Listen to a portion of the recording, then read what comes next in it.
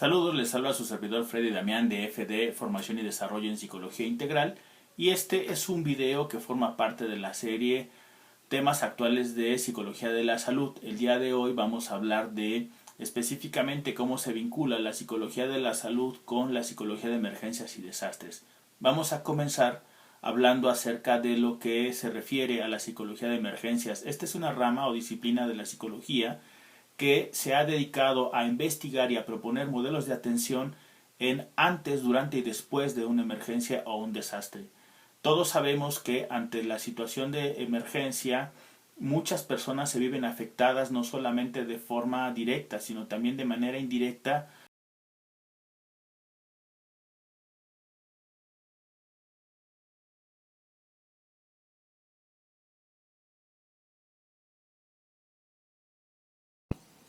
Ante los desastres, nunca sabremos con exactitud el número de muertos y discapacitados, el costo real en el aspecto económico, social y familiar, ni mucho menos en el número de afectados psicológicamente.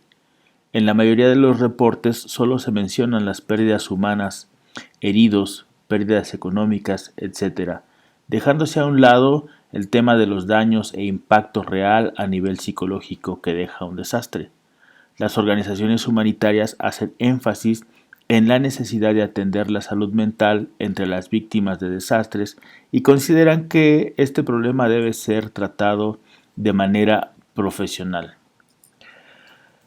Cohen, 1989, considera que una vez que se presenta la destrucción existe un desequilibrio material y emocional enfocado principalmente hacia la pérdida de vidas y bienes materiales que genera sentimientos de aislamiento, depresión, desesperanza y desesperación.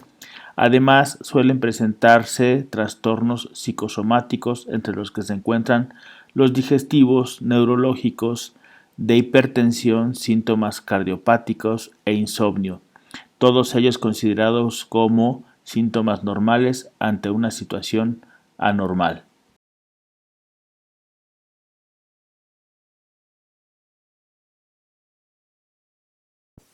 Salud mental.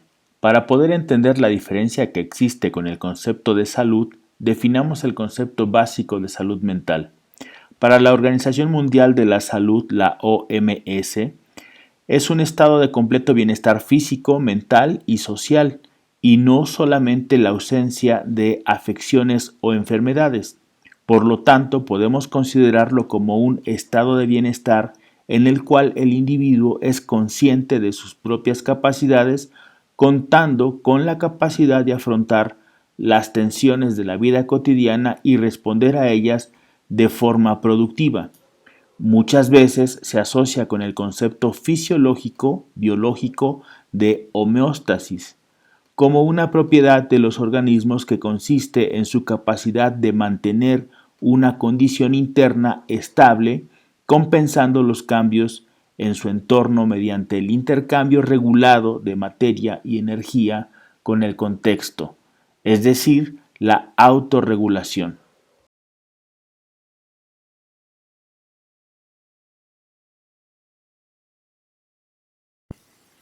En 1951, Maslow presenta un modelo a especie de pirámide, el cual hace énfasis en las características básicas de la salud mental, teniendo en el primer estrato las necesidades fisiológicas que hacen referencia específicamente a la respiración, la alimentación, el descanso y otras características como el sexo, es decir, la homeostasis que el organismo estaría necesitando para considerar que cuenta con salud física.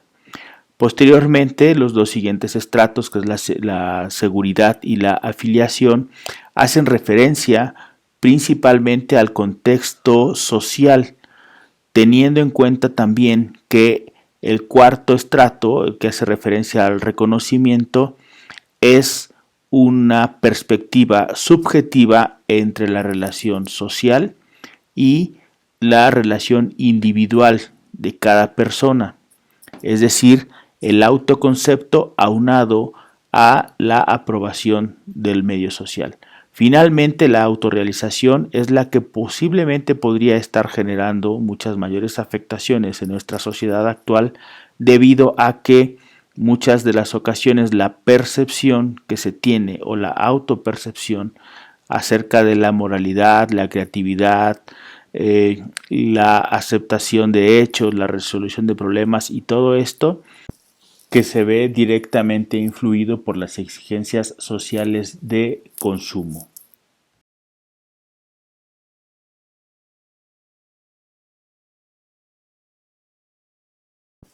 Problemas de salud mental. La salud mental no solo depende del individuo mismo, sino de la interacción estrictamente bidireccional con el medio en donde se encuentra. Cuando esta relación no es satisfactoria para el individuo o amenaza a su integridad, generalmente asociado a situaciones estresantes, se rompe el equilibrio y devienen los problemas de salud mental. Los sistemas clasificatorios de la psicopatología más importantes, que es la CIE-10 de la Organización Mundial de la Salud y el DSM-5 de la Asociación Estadounidense de Psiquiatría, han sustituido el término de enfermedad mental por el de trastorno mental, debido a que el término enfermedad mental puede asociarse a estigmatización social. Por estas razones, este término está en desuso y se usan más trastorno mental o psicopatología. La aparición de los trastornos mentales es el resultado de una compleja interacción entre diversos factores biológicos, sociales y psicológicos. En general, se manifiestan como alteraciones en los procesos de razonamiento, el comportamiento, la facultad de reconocer la realidad, las emociones o las relaciones con los demás, consideradas como anormales con respecto al grupo social de referencia del cual proviene el individuo. ¿Cuál sería entonces la diferencia entre problemas de salud mental y trastornos mentales? Todos los seres humanos vamos a experimentar algún problema de salud mental a lo largo de nuestra vida. Por ejemplo, una emergencia psicológica ante un suceso súbito, las crisis emocionales de desarrollo, estrés asociado a las exigencias de la vida cotidiana, etc., para los cuales cada ser humano trata de adaptarse.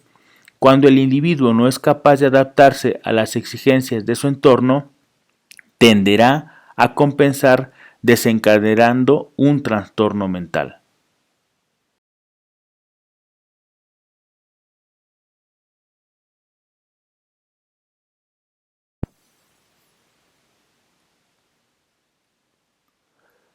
Es necesario definir al estrés como el estado en que se encuentra el individuo cuando enfrenta amenazas que ponen en peligro su equilibrio físico y emocional. A estas amenazas se les denomina factores de tensión y pueden ser de diferentes orígenes, por ejemplo, físico, como traumatismos, frío, hambre, calor, etc. Químicos, como el envenenamiento, la exposición a diferentes sustancias en el ambiente o también por el consumo de alguna sustancia o algún fármaco. Infeccioso, que tiene que ver con la posibilidad de enfermar por contagio, por ejemplo, epidemias, enfermedades respiratorias o alguna otra. Y finalmente las psicológicas, que tiene que ver con todas aquellas emociones derivadas de lo anterior o del mundo interno del individuo, el cual puede valorar que su condición o sus habilidades y recursos no son suficientes para enfrentar una situación. Por tanto, la emergencia podemos considerarla como un acontecimiento sorpresivo del mundo externo que pone en peligro la integridad del individuo y o de su entorno. Existen diferentes niveles de emergencia, así como diferentes formas de vivirla, dependiendo de la magnitud y de la personalidad previa del individuo. Una emergencia puede desencadenar una crisis.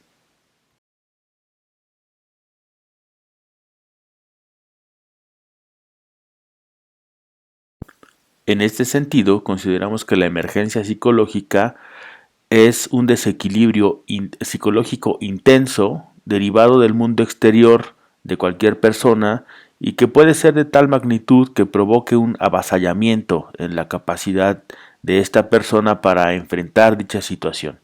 La mayoría de los seres humanos hemos pasado o pasaremos en algún momento de nuestra vida por una emergencia psicológica ante cualquier evento que ponga en riesgo nuestra integridad o la integridad de algún familiar o ser querido.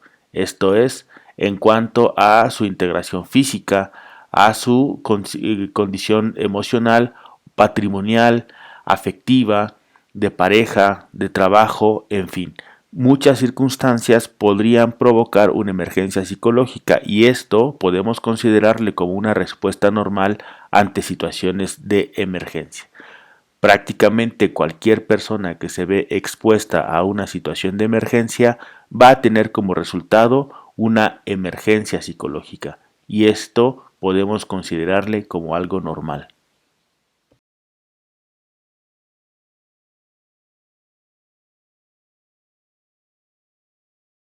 De esta manera vamos a considerar que una emergencia es una situación excepcional que pone en peligro la integridad del individuo o que este individuo valora que su integridad está en riesgo y que produce alteraciones en los tres planos de la propuesta biopsicosocial, tanto durante el evento como después del mismo.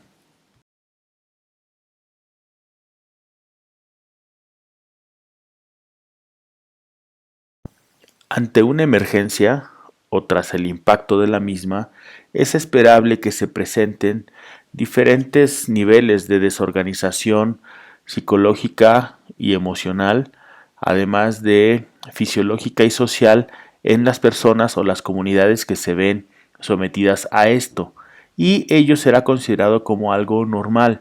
Podemos observar, por ejemplo, en cuanto a reacciones fisiológicas y psicológicas, bloqueos de los estímulos internos, bloqueo de ideas y afectos, reacciones estereotipadas, atención selectiva y visión de túnel, incremento en el nivel de tolerancia al dolor, etc. También observamos reacciones sociales como el individualismo por encima de lo social, supervivencia personal y supervivencia de la descendencia.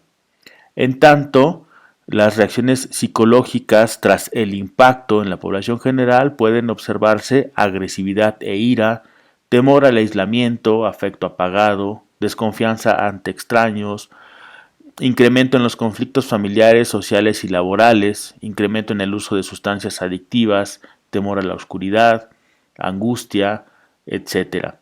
Y también en el personal que da respuesta a estas emergencias podemos observar alteraciones en el sueño, problemas digestivos, dolores musculares, sudoración, descarga excesiva de adrenalina, dificultades en la atención y en la concentración, alteración en la percepción del tiempo, todo ello considerándolo como reacciones fisiológicas. Y en la población general vamos a observar aglutinamiento de los grupos, incremento del vandalismo, exaltación religiosa, incorporación de elementos mágicos, sexualización de las relaciones, incremento en las tasas de natalidad, incremento en la tasa de las infecciones de transmisión sexual.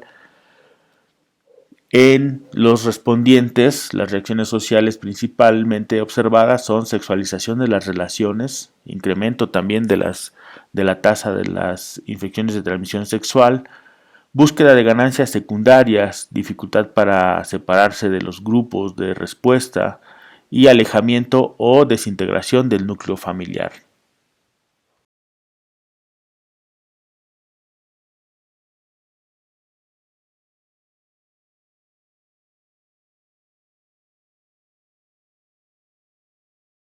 Anteriormente hablamos de las afectaciones psicológicas posibles ante una situación de emergencia o de desastre.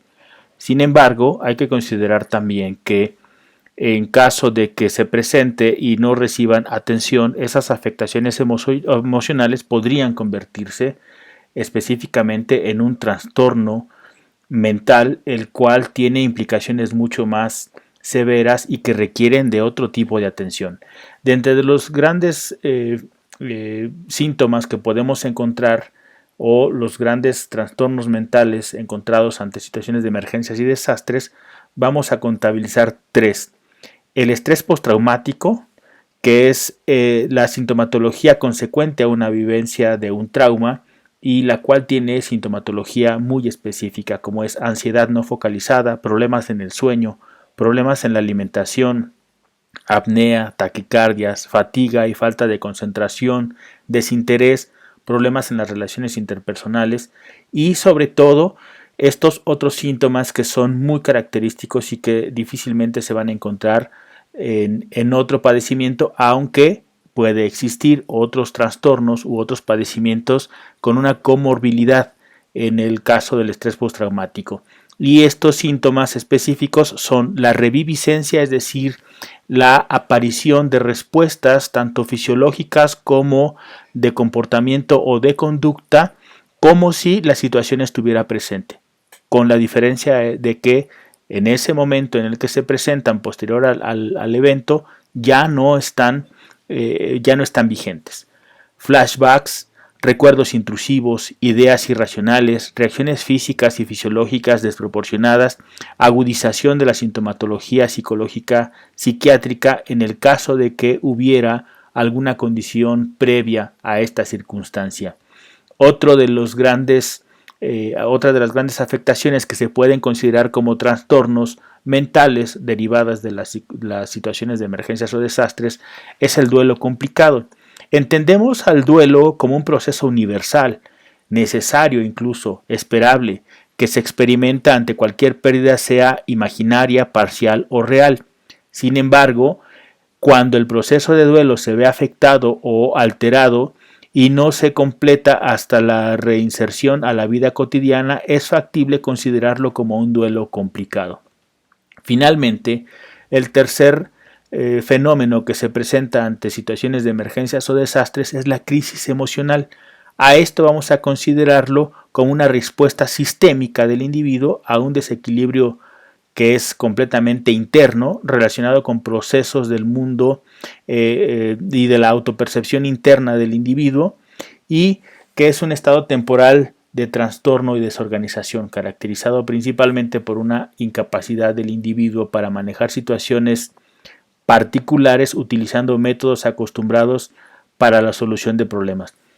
Todos ellos, cualquiera de ellos puede estar presente o puede derivarse a partir de una respuesta inicial, una respuesta psicoemocional inicial a emergencia o desastre. Por ejemplo, de una emergencia psicológica puede, si no recibe atención adecuada y si no tiene las capacidades y los recursos personales para enfrentar dicha situación, el individuo puede trasladar un padecimiento temporal y pasajero que es la emergencia psicológica a, a una complicación mayor como es estrés postraumático, un duelo complicado o la crisis emocional.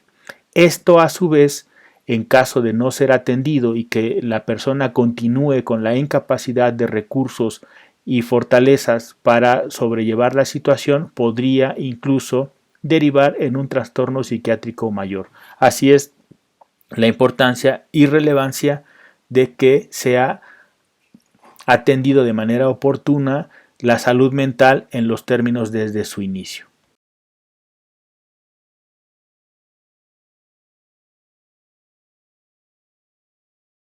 Por último, me gustaría comentar cuál es la relevancia de integrar las diferentes disciplinas de la aplicación de la psicología y la psicología de la salud y la salud mental en los diferentes contextos de acción del psicólogo que va a dar atención a las diferentes poblaciones afectadas por una circunstancia de emergencia o de desastre.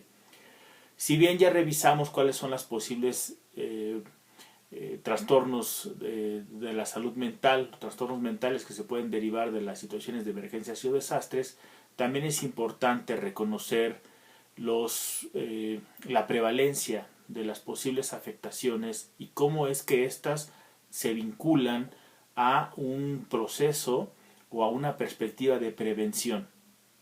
Hay estudios que han demostrado en diferentes situaciones de emergencias y desastres que Aproximadamente el 14% de personas que viven una situación de desastre llegan a desarrollar, por ejemplo, estrés postraumático.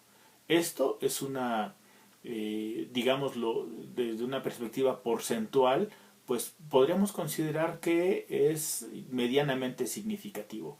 Pero cuando lo trasladamos a números, cuando en una población de eh, grandes cantidades se ve a un nivel elevado de personas en términos nominales, no porcentuales, en términos nominales, el número de personas que se ven afectadas por este tipo de circunstancias, pues realmente es grande, y por eso es necesario que tengamos muy claro que la prevención siempre será la mejor de las apuestas.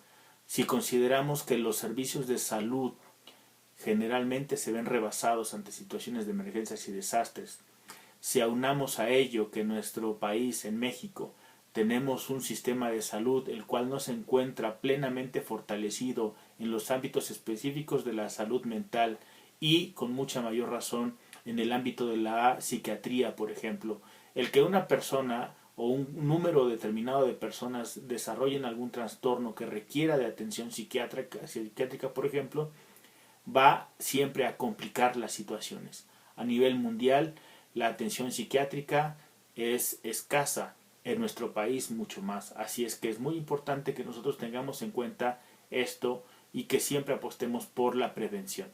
Además, hay otras afectaciones que van directamente al estado físico y el estado de ánimo de la persona.